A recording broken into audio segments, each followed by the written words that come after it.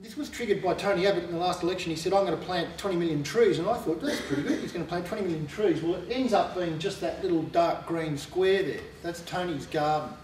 And then the next biggest one, the slightly lighter coloured green, that's interesting. That was Bob Hawke's garden. He was a mad tree planter. Over 1 billion trees, 400 or whatever it is, anyway, a lot of trees. And the last green square you can see there in the lightest colour of green is in fact the scale of a forest or revegetation that you would need to plant in order to offset the carbon emissions of a country of 42 million. Now people say, well, that's a silly thing, you're not going to do that. Well, in fact, you might. In a carbon economy, it might be viable. There might be economics that can underpin projects of that nature. And we talk about highways, broadband, ports. We talk about all the hard stuff, the grey stuff. We never talk much about soft infrastructure. And, you know, it seems to me that as this century unfolds, we will be talking about those sorts of infrastructures.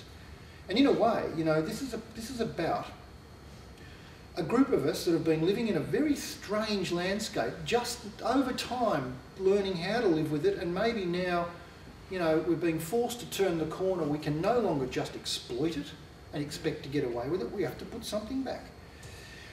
This is what we've been doing with regard to just a more simple operation. This is digging holes. They're all the mine sites. This is all of them in Australia.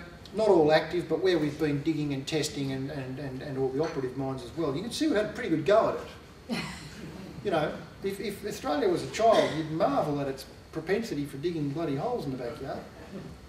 This is interesting too. That's the broadband. There's another piece of infrastructure. And this is important here, of course, because if we have that sort of technology linking Perth to Geraldton, then it's possible to think about the Swan Coastal Plain as a, you know, perhaps the Swan Coastal Plain can support many more people. I'm just going to put that one out there for the time being, and I'm going to get to it shortly, I think, with regards to we've been looking at how many people could you sustain on the Swan Coastal Plain. If you don't want everyone living in Perth or Sydney or Melbourne or Brisbane, then, you know, maybe you can distribute people through larger areas of landscape and they're grafted onto broadband technologies, which enables new economies and so on. This image, the size of the dots here, getting down to tin tacks now in terms of the predicted growth. We don't have time to look at the stats, the numbers, but the size of the bubble represents the size of the proportion of growth. So Darwin's going gangbusters. And it should. Darwin's only 100,000, or Northern Territory's only 100,000 people. Very proud people. But the problem, I mean, I think we need to actually, Darwin's a great place. We need to look at Darwin on the one hand and Singapore on the other and, you know, kind of ask, well, what happened? Why isn't Darwin supporting many more numbers of people and a much more powerful economy close to that Asian market? You know, if I was in power, I'd build a great university in Darwin for a start. You know, to sort of kick-start it and buy into that Asian educational market. Perth has a similar capacity. We're in a good time zone, and you can see our growth rate is massive because the size of the bubble represents that. We're about 1.6 something now, 1.6 million people. The high ABS figure for Perth by 2056 is 4.2 million. There's no plan for that. Our planning is still dealing with relatively small numbers. They've just started to ratchet it up a bit because they've realised they're behind the 8 ball and they're not moving fast enough. So when you calculate it out with a population of 42 million Australians by mid-century, and you look at all of the predictions, the forecasts for the cities and regions, you've still got about 6 million people unaccounted for. So something's going to have to happen. I mean, and that is assuming that the electorates in Melbourne are going to tolerate more growth. And I don't, you know, every time I go to Melbourne, the people are arcing up about population. Sydney's a basket case. Perth people are starting to get a bit angry about traffic jams and all the rest of it. We're only surviving because of desal plants in terms of water. Our ecological footprint's through the roof, you know. So something's despite all that, assuming our politicians can still prosecute growth and and convince the electorate to absorb that growth, you've still got to look at where are you going to house other large numbers of people. Now my answer to that is pretty simple. You need to look at areas of the country where you build new cities. And that's a project that, or that's a fact that should interest WA, because WA would be a likely contender. Although our landscape conditions are extreme, it still means we need to research where it might be sensible to do that in this part of the world. And so, you know, maybe this one, I'll show you some sort of snapshots or mere sketches. Really, we haven't had. I'm not standing here trying to be authoritative about this. I'm just starting to think about this. I need some more money to do proper research as to where people should be encouraged to go.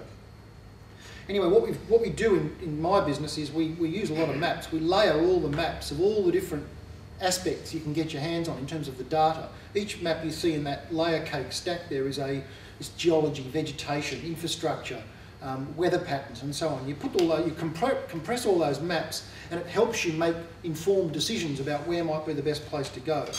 That's the resultant map. That's about all the information we can get on Australia, all in one drawing. It makes a beautiful sort of drawing. And you know, who knows where the opportunities really lie in terms of settlement and sustainability. We've just made some fairly obvious, you know, choices. Australia is emptying out from the inside toward the coast, and that's just a historical process, I suppose. You know, the north of Tasmania is what each of these bubbles or shapes represents is areas that need to be studied in terms of trying to find an appropriate form of urban development to those particular circumstances. So the north of Tasmania, I've listed pros and cons of all of these places in the drawing, but we don't have time for that, so I'll just whip around quickly. North of Tasmania will be of interest, I think, because of its water and so on, and food bowl. The belt from Melbourne through Canberra and onto Sydney and up into Brisbane, it's possible, and people talk quite a lot about that becoming one kind of conurbation, one megacity linked by fast rail, which, you know, is almost economically doable at the moment. And, you know, you ask yourself, well, could you distribute population throughout that entire belt? And you know, it's possible that you could, I suppose. These decisions, to make those decisions is of course very complicated. But then the north of Queensland, between Mackay and Cairns, is also an area of rapid growth where there are some compelling reasons for encouraging growth up there. I've mentioned Darwin already a little bit, but Darwin down to Kununurra seems to me to be an area where we're currently releasing more land in Kununurra for increasing the food bowl. I would have thought we should look pretty seriously at major new urban developments in that part of the world. The military are certainly interested in that part of the world, which is a good kind of catalyst for urban development. And I've mentioned Darwin's growth. Kununurra, could you build a city around Kununurra? I don't know. It's worth studying seriously. The Pilbara is a bit different. The Pilbara is high risk, I think, and the government is ploughing money into the Pilbara now. As most of you would know, the minister happened upon the figure of 50,000 people for Karratha. It's currently about 12. Wasn't a lot of research in that. Now, you know, those of you that have been to Karratha, Karratha wasn't chosen for all of the sorts of reasons that make people happy. It was chosen by the miners for pragmatic reasons. So whether it's right to now go and graft on, to pour money into Karratha or not, I don't know. It's one of the most interesting social experiments going on in the world today. You know, to just to try and make a city or a large town where there currently is virtually nothing. My personal opinion is that I would have, if I had to pick where in Western Australia I'd be pouring in the money, I'd probably pick Geraldton.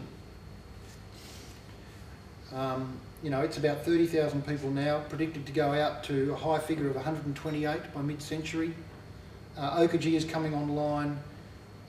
It's got good amenity, water, food, and it then headlines a belt of development, possibly from Geraldton down to Perth, and down south from here as well, which you see circled on the map there. Now, I reckon these parts of Australia in the next few decades are going to become increasingly competitive. There are going to be parts of the country that elect for slow growth, and that could be a prudent strategy. You know, let's not buy into this. It's too much. The ecological consequences are unknown. Steady as she goes.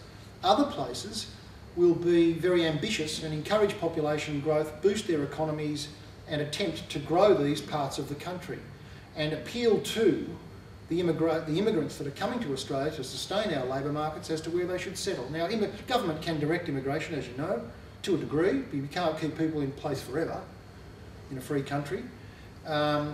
So there will be a sort of national competition, let alone a global competition, to retain people, skilled labour and so on. So how we develop these places is really important. You know, it's now a matter of intelligent planning, not a matter of accident. So let's come down to our neck of the woods. This is pretty crude, but what you'll note, Perth is the little orange bit here. There's Rottnest Island, that'll key you in. These are 3 different scenarios for the growth of the Swan Coastal Plain.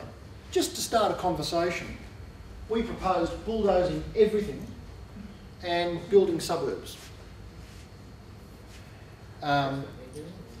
That's what we're good at, yeah. We can do that. We're very qualified in that area. So you get 90 million people.